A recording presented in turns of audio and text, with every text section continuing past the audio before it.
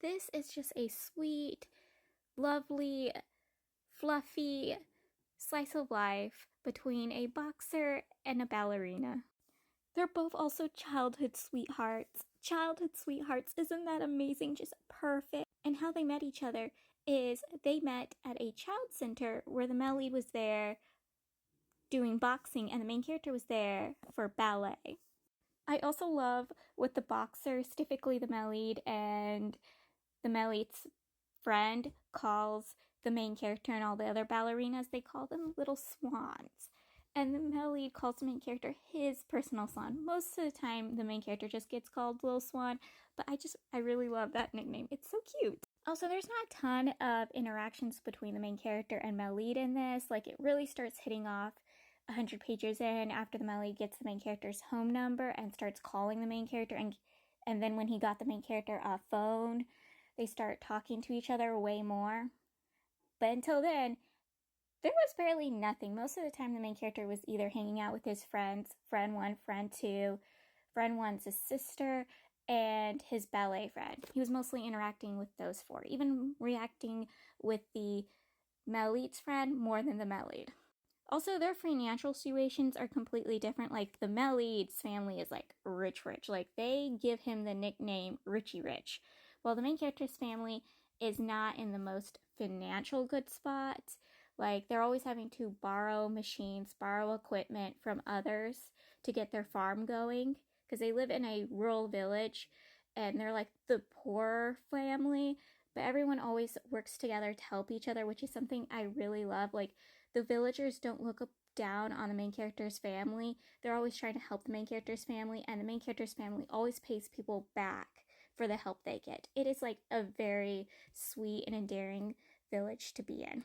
Also, can we talk about how great the main character's parents are? They're amazing. They're so supportive. They're so caring to the main character. Like, when the main character's mom realizes her son wants to be in ballet, she puts him in ballet. His dad's there to back his wife up. They don't force the main character to do as much farm work as he used to do, so he can put all his attention into ballet, so he can go to his ballet classes, so he can practice when he's at home. They don't put him out in the field because they fear that he could get injury on his knees or his feet, because it's not great for ballerinas if injuries come to their feet, ankles, and knees. They need those. They're very careful with their son because they want to give their son the opportunity to follow his dreams. They do have a conversation about it. If they're just going to let this just be a hobby or let him continue to do his dreams, and they're like, you know what? We'll let him follow his dreams. But our little village is not a place for him to continue with his dreams. Which is different because, like, France One's parents kind of like, they're supportive of their daughter being an artist. Like, she goes to art classes, but they figure by the time she's in like middle school or high school, they'll stop it.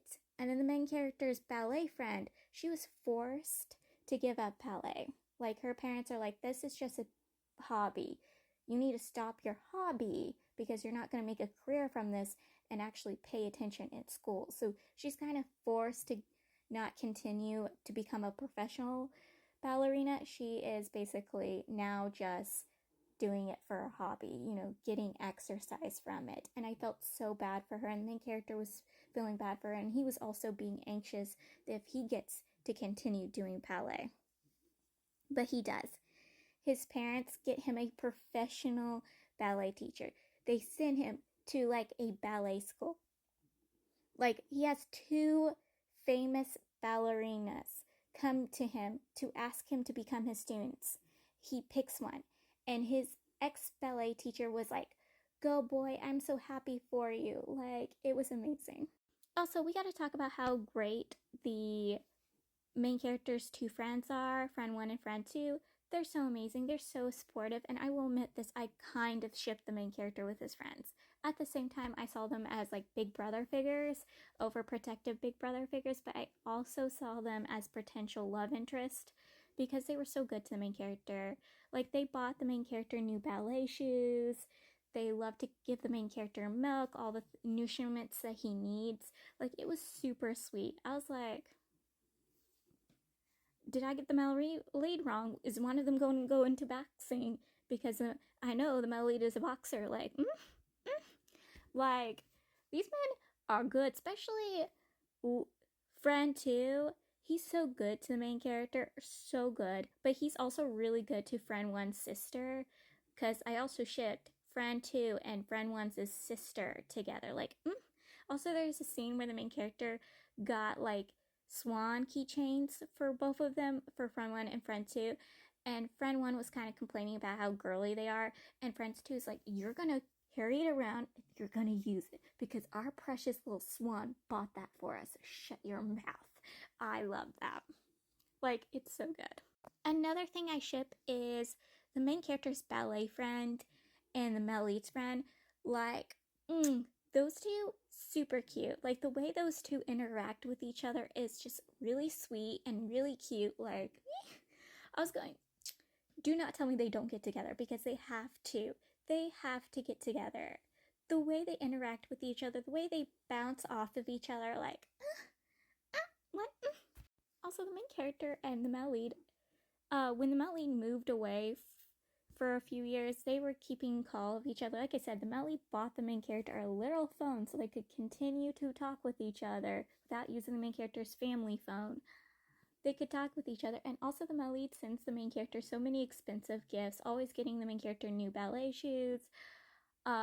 He even rebuilds a room in his house for a ballet studio so the main character can practice in his house instead of outside. Like, dude, what? And the main character also sends gifts back. And like, I really love it. I really love it. Like, they're always sending each other gifts. They're already courting each other. And like, the male lead's friend joked about the main character being the male lead's child bride, which I think the male lead's only a little younger than the main character by like a year or two. I'm actually a little confused about their age difference. I think they're the same age or a year or two apart. Like, I'm not sure, but like, it's super sweet. Like, Also, they're living together, so the main character had to move somewhere else. The male lead had already moved. The main character has to move to go to his dance school, and now they're living together. The main character was going to live in the dorms, but then he decided to move in with the male lead. Like, they're living together. They're full on living together.